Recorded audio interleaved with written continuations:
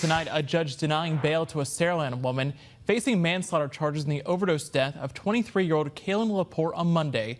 It came after prosecutors say she was already out on bond in a separate drug-related case. Our Brendan Kirby has more on the ongoing court battles involving deadly fentanyl overdoses. Kaylin Laporte died from an overdose at a home in Chickasaw on Monday. That's the same day that Peyton Nicole Beeson, who's accused of selling her the fatal dose of fentanyl, was supposed to be at an arraignment on an unrelated drug charge. That earlier charge stems from an arrest near the Interstate 65 service road and South Oak Drive in Satsuma last September. Authorities say Beeson was in possession of synthetic THC and skipped her court appearance. Mobile County District Attorney Keith Blackwood says he's troubled by the defendant's record. It's certainly a pattern of drugs. In this case, with fentanyl, the most dangerous drug that we have in our community. She is accused of distributing this to a victim that took it and died. When this happens, we are going to prosecute these cases. The defendants will face from 2 to 20 years in prison. Beeson is at least the fourth person charged in Mobile County under a relatively new law aimed at making it easier to win convictions in fentanyl-related manslaughter cases. Previously, prosecutors had to prove that a defendant recklessly caused the death by providing fentanyl.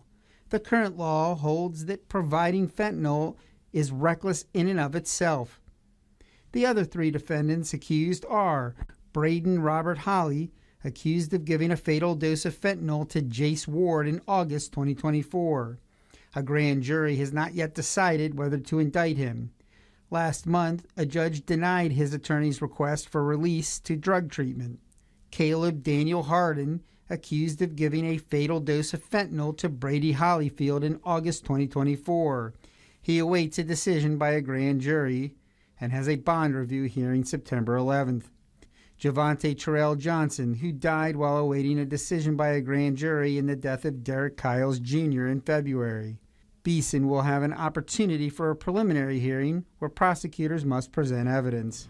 Without getting too far into the details, we believe that the defendant and the victim were known to one another and that the victim had contacted the defendant to provide fentanyl, and that's what happened. Kaylin Laporte's mother, Misty Laporte, told Fox 10 News on Thursday that her daughter had struggled with addiction.